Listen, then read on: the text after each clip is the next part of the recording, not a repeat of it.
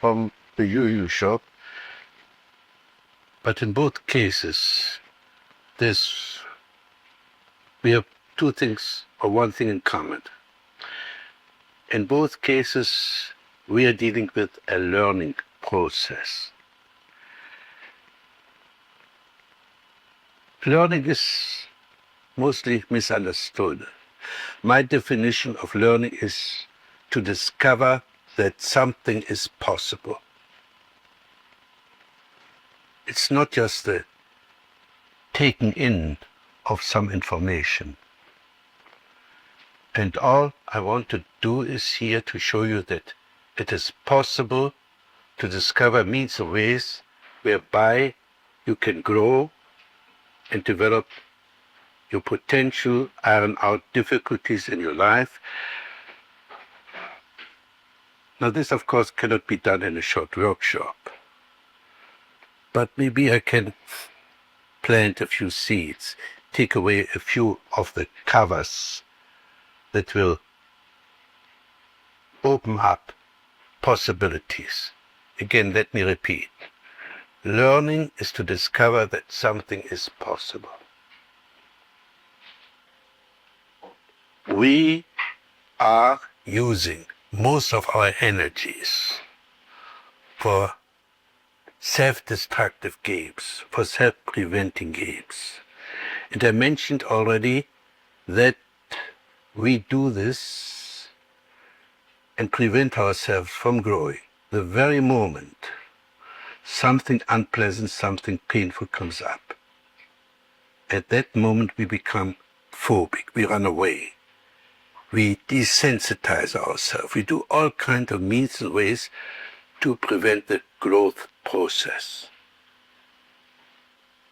Again, we have to go another step further and say that the neurotic suffering is suffering in imagination, suffering in fantasy.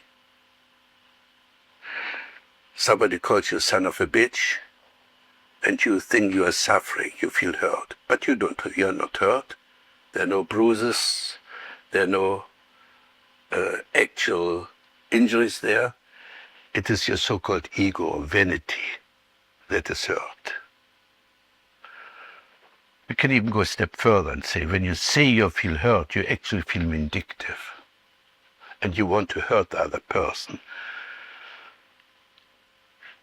So what I like to do in the beginning is to take a few of you, ask you to come on the hot seat and work on the phenomenological basis. This means on the awareness of the ongoing process. If you live in the present, you use whatever is available. If you live in your computer, in your thinking machine, or in those obsolete responses in your rigid way of coping with life, you stay stuck. So let's take a few words of you, whoever wants to come forth. And the more stage fright, the better it is.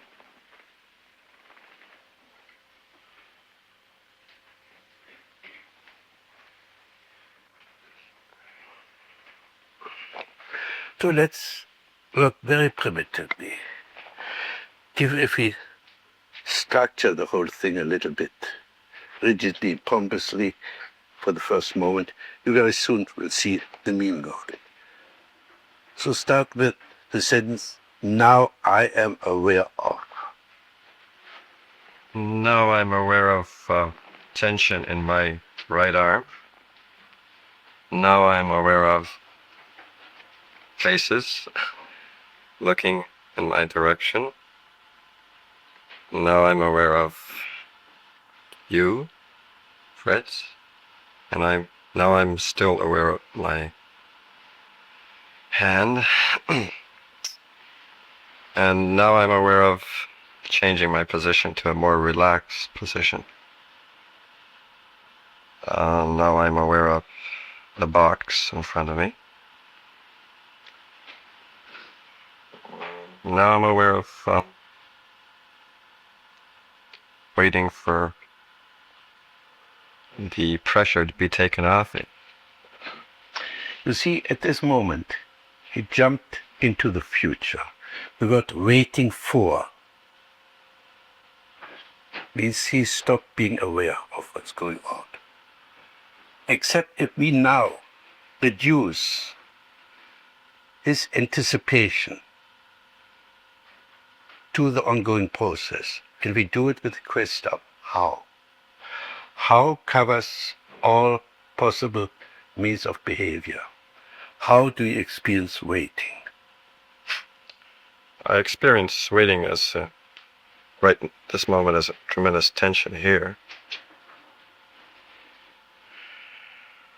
Definitely tension throughout my whole body. Plus a certain fearful blankness starting to cover my thinking process. Yeah, I have to add what I'm aware of. I'm aware that you're doing a lot of smiling. And even when you talk about unpleasantness, like unpleasant tension, you're still smiling. And to me, this is inconsistent. This may be true. It's a weapon, I suppose. What are you doing now? Intellectualizing? Yeah, and defending yourself. Are you aware of that? Yes. No. So maybe my remark was unpleasant for you? Perhaps a little bit, yes.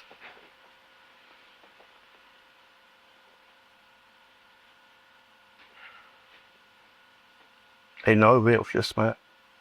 Don't you like me smiling?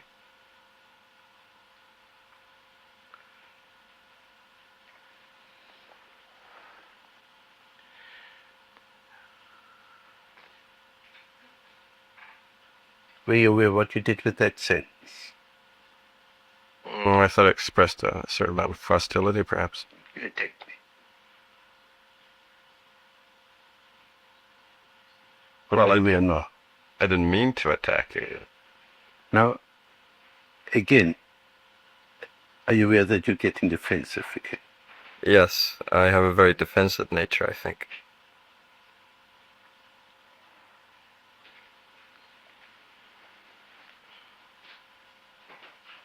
Okay, now next one. I just want a short example to reinforce the awareness basis.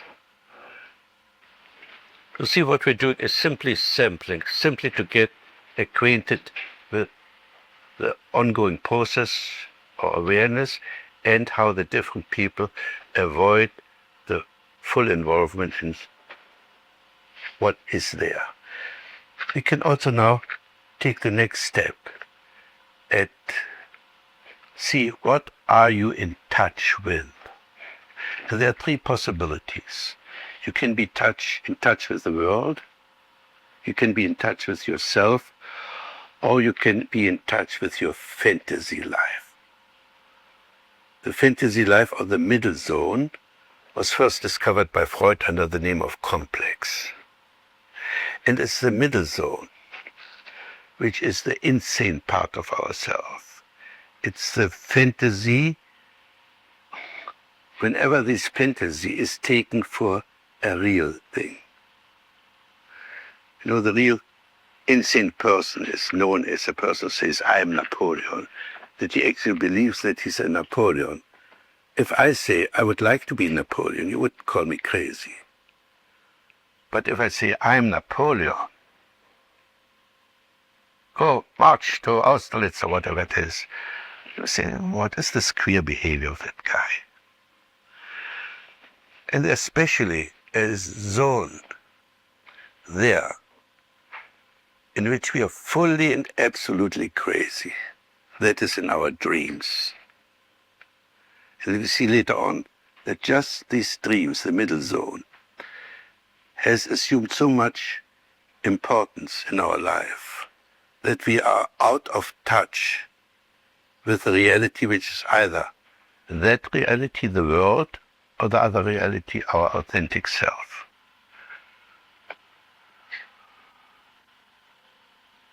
All right. Do you also start with this experiment?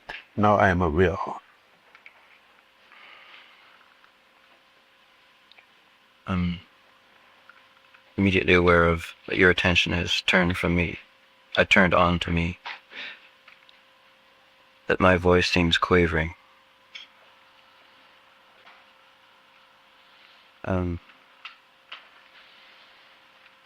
That my mind is sort of split between a fantasy and being aware of my body. My mind is split between fantasy and body. For me, mind is fantasy.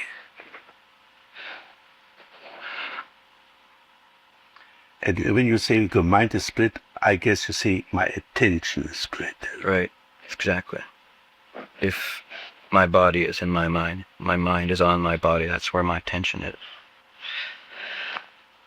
I still feel the quivering, like shivering leaf in my chest. I noticed that my hand is fluttering around a little bit. I pointed to my chest.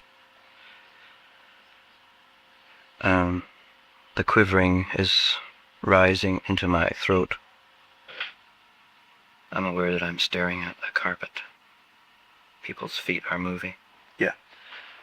Are you also aware that you're avoiding looking at me, looking at anybody? Yeah. I am not looking. Before now. People seem very tense. Sort of suspended.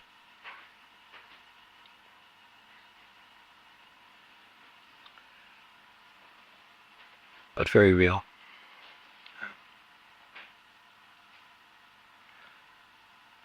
So can you now start shuttling between self-awareness and world-awareness?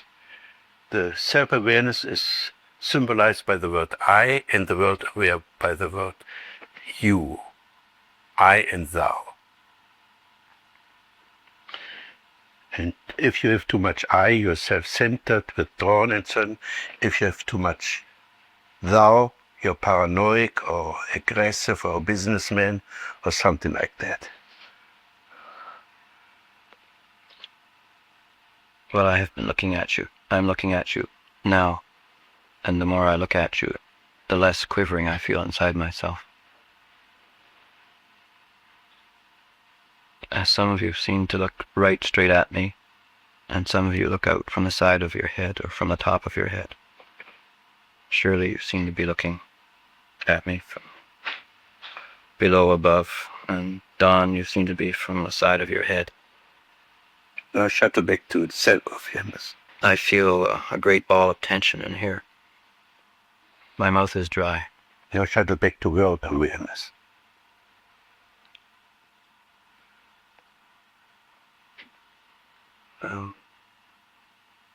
I seem to want to focus on one or You're another. still in the I.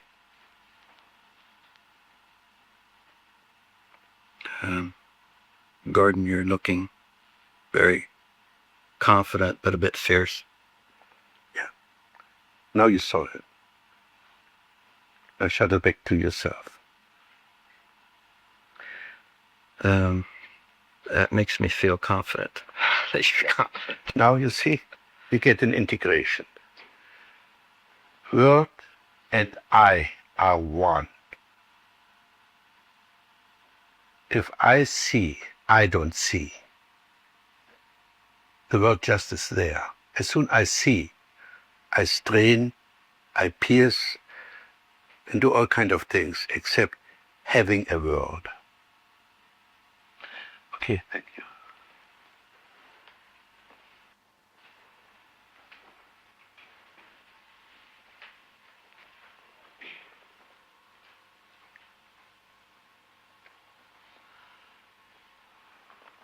Your name is? Penny. Penny, you're Penny. I'm aware of my heart beating. My hands are cold.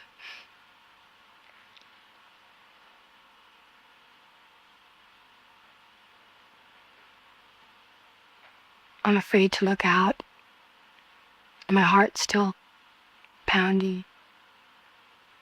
Were you aware how you avoided me? You looked at me and quickly looked away.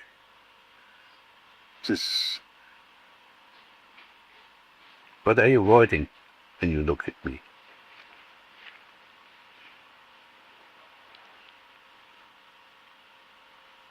Be aware that you were starting smiling when you looked at me. Mm-hmm. What kind of smile did you experience? I'm afraid. I try to hide my fear.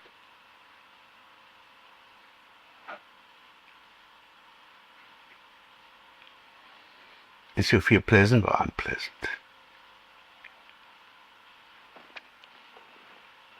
You feel comfortable with your fear?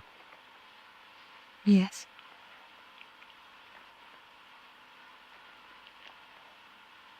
My heart's not pounding so much anymore.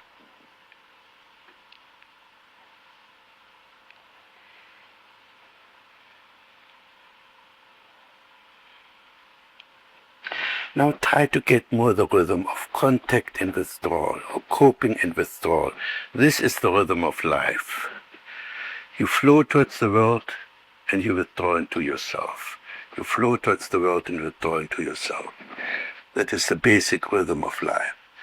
In winter we are more withdrawn, some are more outgoing. During the night we withdraw deeply, and during the day we are more busy with coping. If I miss a word, I withdraw to my dictionary and come back with when I found the word to fill in the gap in the sentence. So this rhythm goes on, and the I and thou together form a unit. And if you have this middle zone, then this middle zone comes between you and the world and stops you from functioning adequately. Especially if in this middle zone there are catastrophic expectations or complexes that distorts your view of the world and so on. We have to deal with this later. Right now I want to give you a feel of the contact and withdrawal situation. I possibly withdraw as deep as possible. Go even away from this room and then come back. Then you see again us. And see what will happen if you try this rhythm. I feel frustrated. I want to do something. Say this again. I want to do something.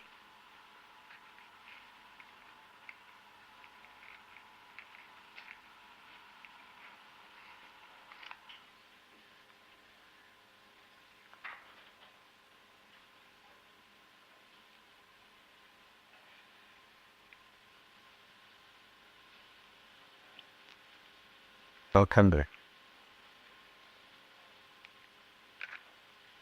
What do you experience here now?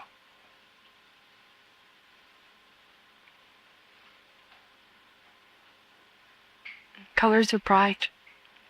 Pardon? The colors are bright. Colors are bright. That is a good symptom. This is what we call in Gestalt therapy a mini Satori. She begins to wake up. Did you notice this? The world becomes real. The colors are bright. And this sounded very genuine and spontaneous.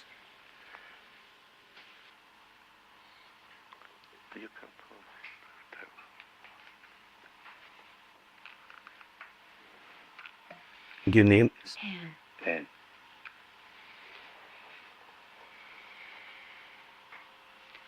I'm aware of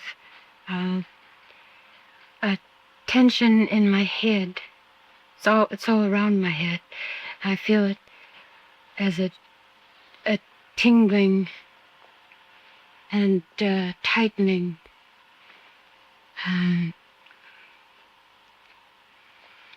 Like my head is going to sleep. Like a limb goes to sleep. It burns as well. Now, go to the world. What are you aware of in your environment?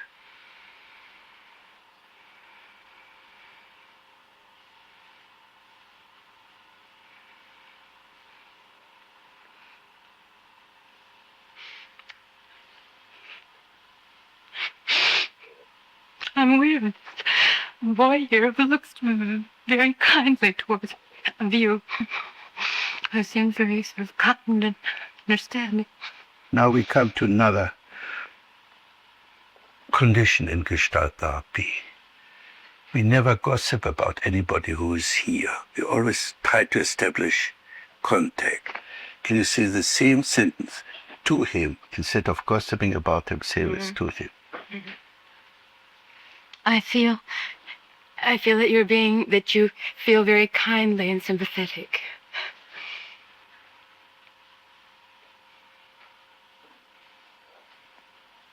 I withdraw again.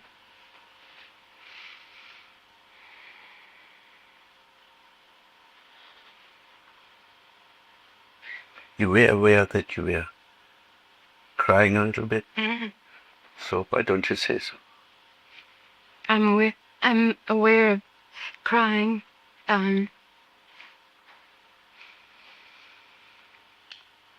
Sort of just being upset. I feel it as sort of the upsetness is sort of patterns broken up in some way. Now come back to us. This time you keep to me. How do you experience me? I experience you as a very real, a very sort of definite person who's quite close and is here with me. Well, not just with me, but with everybody that's here. Now go away from me again. Parting is such sweet sorrow.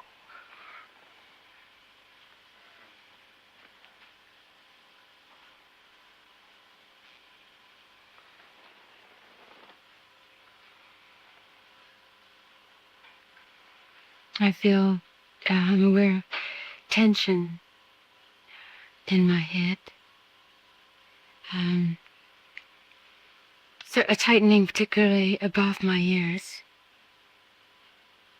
Can you close your eyes and find out how you do this? What are you tensing? How do you produce your tightness?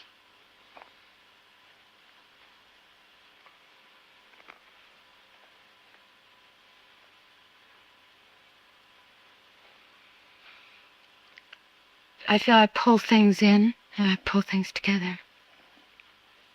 So come back once more.